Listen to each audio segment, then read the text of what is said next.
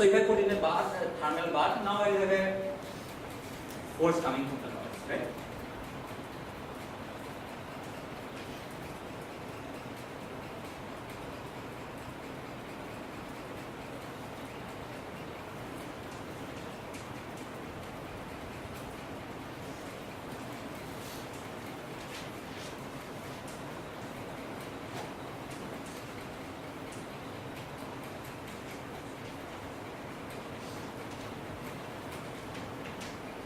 So if now the viscosity is large, right? So this is the overdamp case.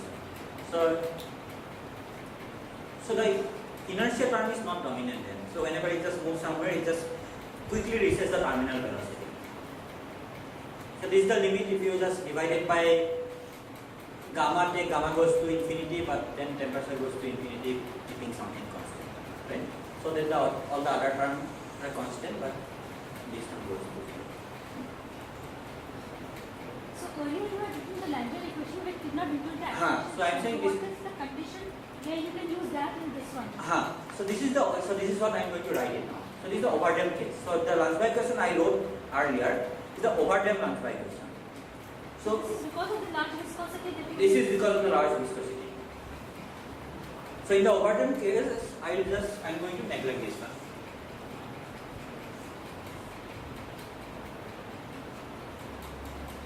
So what happens if you are in a highly viscous media, you just put the thing, quickly it reaches the terminal velocity, right? So there is no inertia. So I am going to neglect this one and then writing down the Lange equation. So which is dx dt. Let me just call this thing is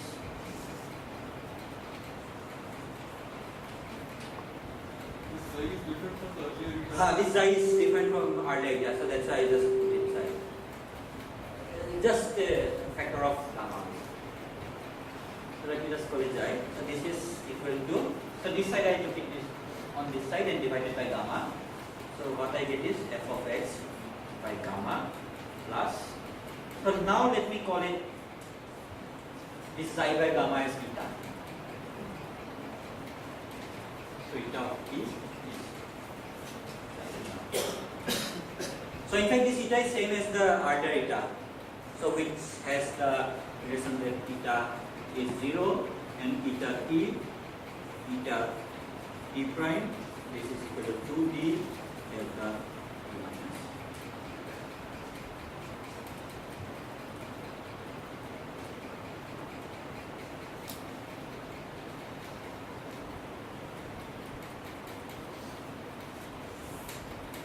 So actually I should tell you one more thing here.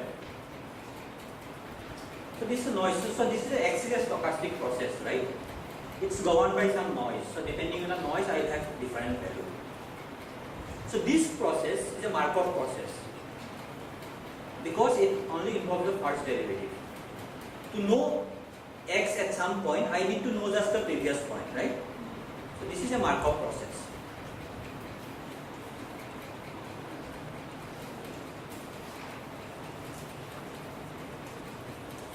But this is not. If I keep the inertia term, so this is not a Markov process. Because to know at x at some point, I need to know two previous x's, right? I need two boundary conditions. So this is not a Markov process. So that you can translate to a Markov process if you look at in the x-speed plane. So if you go to the x-speed plane, so in the x-v variable that becomes a Markov process. Because then you have a linear equation. So if you write dx dt equal to v and you write the equation for dv dt, so that becomes a Markov process. Because in the x-v plane, so given any point you can just go to the next point. But in the x plane, to go to some point you need the point here and the point before. So that's why it's not a Markov process. So any high dimensional thing you can map it to a Markov process if you just increase the dimension. Exactly. So basically you have to make it into the first order derivative. So now let's look at the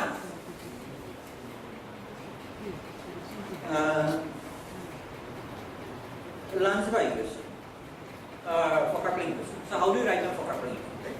So I write down in the same way. So I am interested in P of xt, right?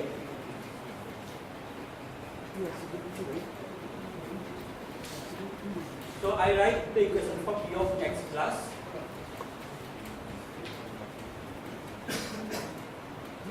so I think one of the one of the classes they said that when I wrote down this equation, they said that Markov property is important, right? So because it is Markov, I can write down like this way. So it's a probability that it is at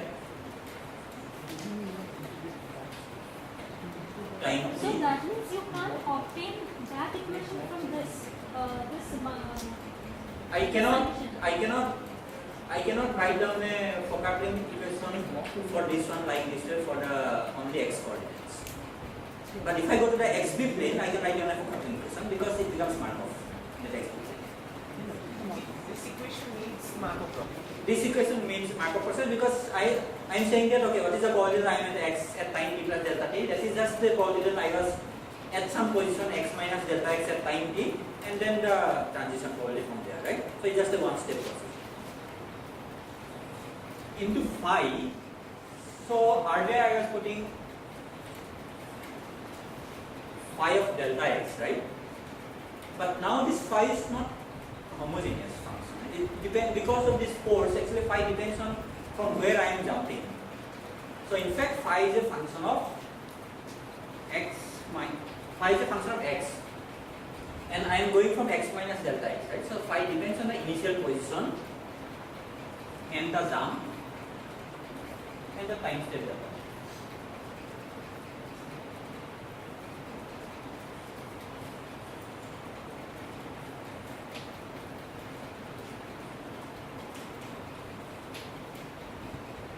Right.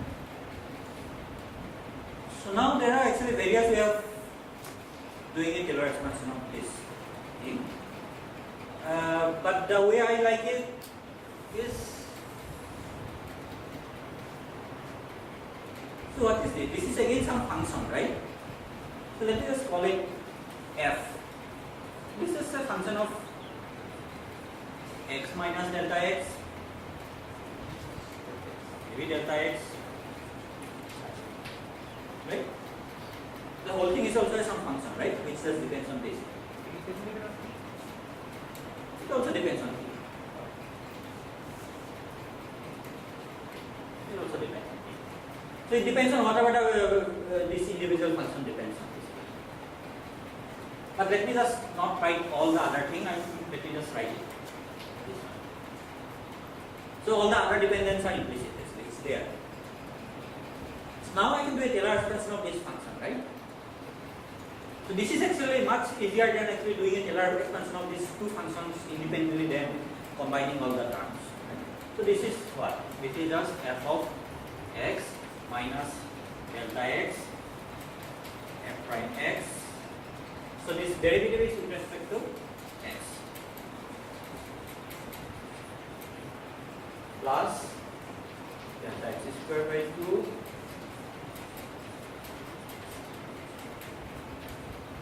and let me just copy here. Now let's put everything back. So what do I get?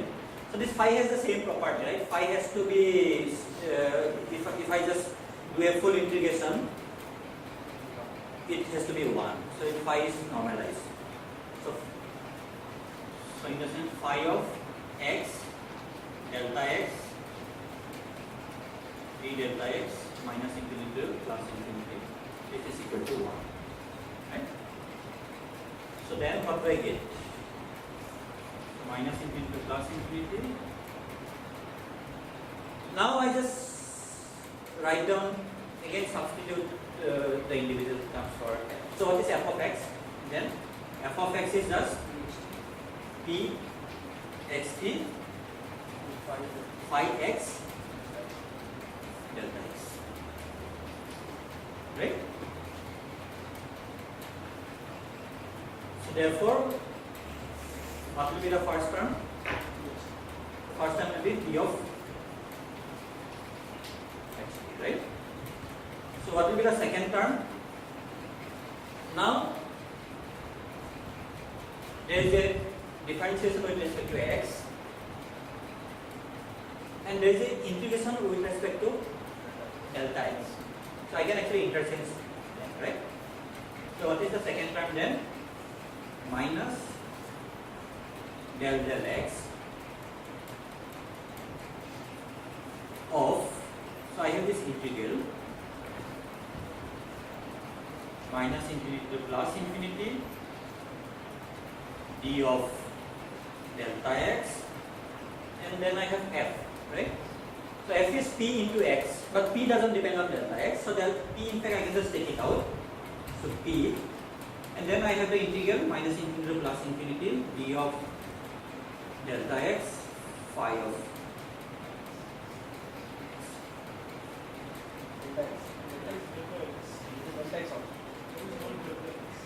there is also a delta x. So what is this object?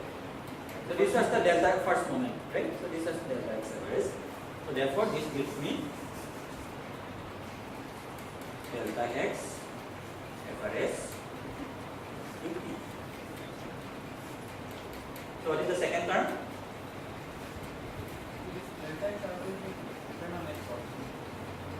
Delta x average will depend on x also. Yeah. Delta x will depend on x because this phi is a function of x. So delta x average will depend on x. What is the second term? So I can write down the second term similarly. Half. I can take this derivative out. This with respect to x. And then I have delta x whole square average into p. Phi is a function of x because I have a force, so this jump at different points occurs with different probability. So if I have a positive force somewhere, the particle will jump more often to the right than to the left. So it is allowed because the integral is with respect to delta x and the differentiation is with respect to x. But delta x now depends on x. Delta x doesn't depend on x directly because delta x is a variable. Phi depends on x. Delta x is just number 1, 2, 5, something like that, 0.5. So it doesn't depend on x. So it depends on x through phi. For the multiplication, phi will also depend on x. It can depend on x because I have an external field. Right? Because I have a, suppose, just imagine a simple case here.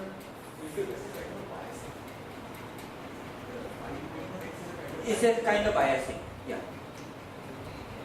So it's the same biasing I was saying. If it is a constant, then it's easy to bias because the phi will be biased same way or at each point, but now it will be biased differently. One question.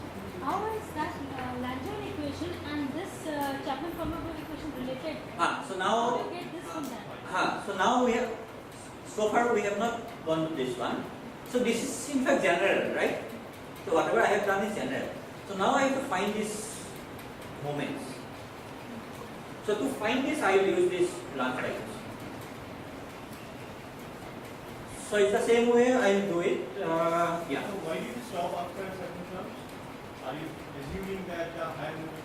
Yeah. So I am assuming that actually a posteriori that the higher moments will be of again order delta t. So which you can later justify. Because yeah.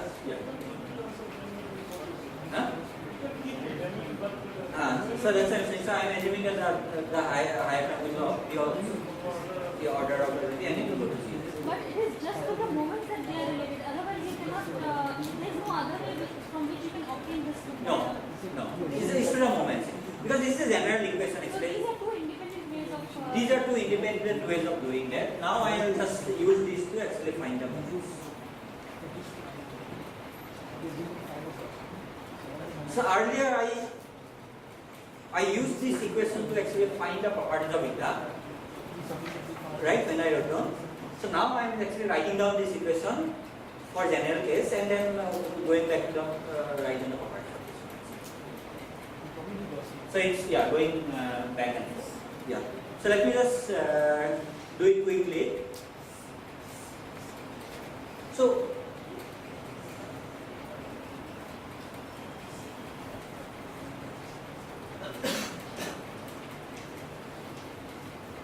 what is the order of this noise? Suppose I integrate this noise from 0 to delta t. What is it?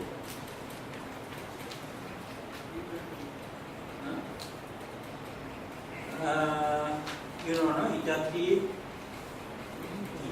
prime. This you remember, right? And then you remember that x was actually eta t prime, dt prime 0 to t. So therefore, suppose x at delta t. So this is delta t, right? So I use so that x square average goes like t, right? So for small delta t, therefore, if I take the square of that and take average, that goes like delta t. So this is of order square root of delta t, right? It's important to keep the orders in mind. So the average is 0, but because the eta square, the whole square thing is of order delta t, so this is of order square root of delta t. This is of order square root. So therefore, delta x. So if I just discretize this equation, so either you can do it this way or you can just do it right from the discrete equations in terms of the other noise and do it. So delta x is what? This is just integral over small range delta t, right? So this is just f of x by gamma delta t plus integral of this object. So this is a order square root of delta t. Sir, can you please repeat why this integration is to delta t is the order of delta t? So what is this object? 0 to delta t eta t prime. So this is for the Brownian case, the normal Brownian motion case, where there is no external partition. That was the x at delta t, right? So this is just equal to x at t plus delta t minus x at t, right? So this was just delta x in fact. And you saw that delta x square average goes like delta t. Or x square goes like t basically. For small t it will be like, so t I am replacing by delta t. So delta x square goes like delta t. So delta x goes like square root of delta t.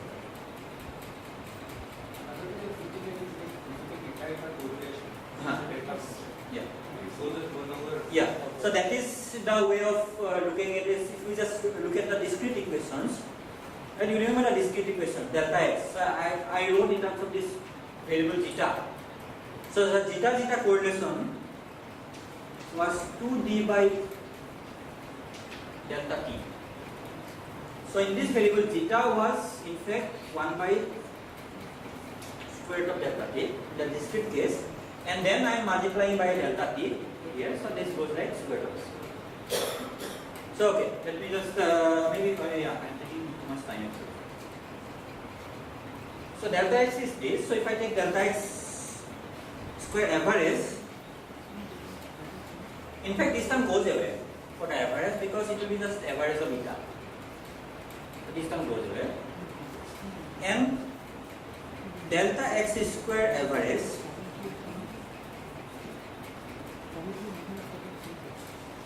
will be what? So I just write down the same term, this plus that eta and then square it and average it. Right? So there will be a term where it will be x square by gamma square. But what is the order of delta t? This is delta t square, right? So then, and then noise into this also goes away because then I just taking the average of noise. So it is just a noise correlation. So that will give me 2D. Please complete all the steps. And just right? So this will be just the contribution will be just come from noise correlation. So this will be in fact 0 to delta t dt1, 0 to delta t dt2, eta t1, eta t2, and this I will replace by 2d delta t1 t2, and then I will do this one into delta t. Right? So therefore I have both the moments up to order delta t. So if I just substitute here, so if I take this side here, divided by delta t and take delta t goes to 0, what I get is dv t dt. This is equal to minus del delta x of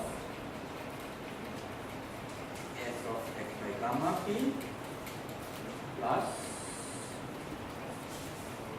x squared. So if the diffusion coefficient doesn't, I am assuming the diffusion coefficient doesn't depend on the space, so this is d. And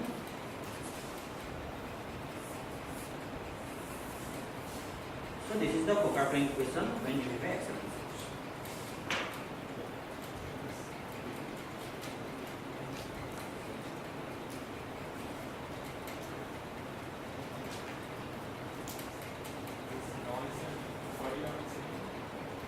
This noise, it is slightly different here because the phi is actually like a distribution of noise but then shifted because of this.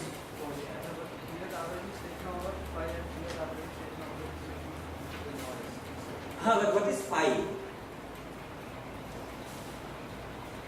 What is the random variable in the process? It's just the noise, right? Noise is the random variable. Phi is the distribution, yeah, distribution of delta x. But what is the random variable here? The noise, right? So phi of delta x in fact depends on the distribution of noise. Yeah, phi depends on the transition probability.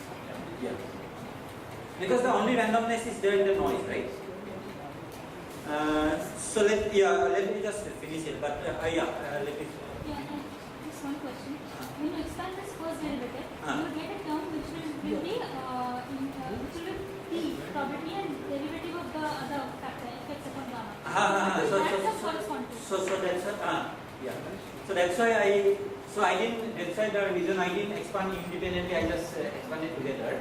So that you would, otherwise you have to again recombine everything, it becomes messy. So therefore I expanded both the terms together in Taylor series. No, but So then you will not get the other terms. But this one term is not a derivative of t. So what does that term correspond This to? one? No. Which one? Yeah. The second, This one? the lower equation. Look at This one? Yeah. So there is d by dx of that factor. Yeah. So when you do the derivative explicitly, you will get one term which will be. So that I will come. I will come to it. Actually, this is x. So let me just. So this is in fact del x of something. So whatever the thing is, it's just the current. So now you have the diffusion current and the drift current. So this factor, this is in fact a drift current. The drift will be only the term which will be d rho p by rho x. No, this one. You have both. So suppose I just write it as the whole thing as I just take derivative. So I will have one term fx f by gamma into p, the other is minus d into delta t. So one is the drift current, one is the diffusion current. Because there is a force. Force. It could also be outside the derivative.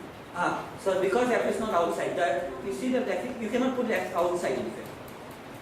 Right? So that you cannot put f outside. So this is where f comes inside. And so let me just okay, I will come to it.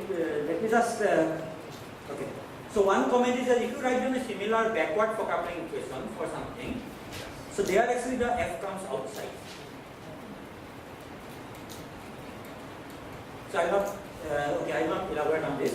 But let me just generalize it to a now n variable problem. It's very easy now because you will do the same thing what I have done here, but you will do it in n variables, right? You will just do a Taylor-Stochastic function in n variables. So what is the n variable for coupling equation now?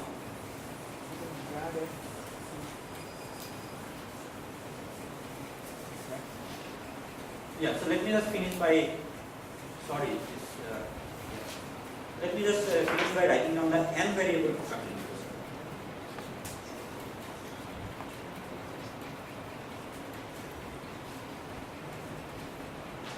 So you have to follow the exactly same steps, right? When you write down p, now it's a p is a function of x1, x2, xn. So this x can be anything. Actually, it need not be position. Some variables, space variables. So I write down actually. I can actually then derive a similar for coupling equation. What will be what? dp dt equal to minus I equal to 1 to n del xi of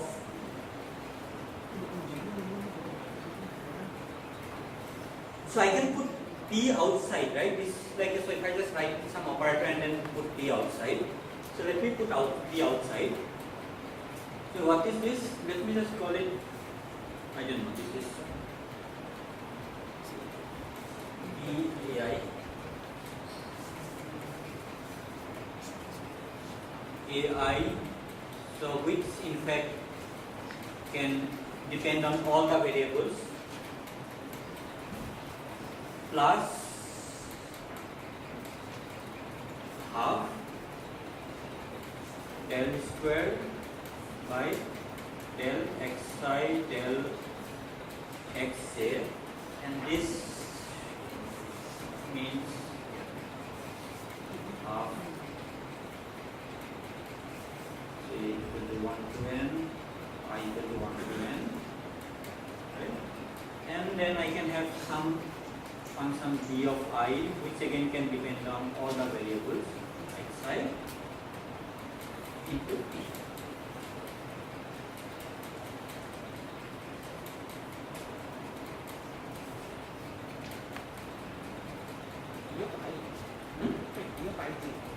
P of ij, right? Okay. And where ai's are the first moments and bi's are the basically this correlations. So ai is just delta xi by delta t, limit delta t going to 0, and bij is just delta xi delta xj divided by delta t divided. Okay, yeah.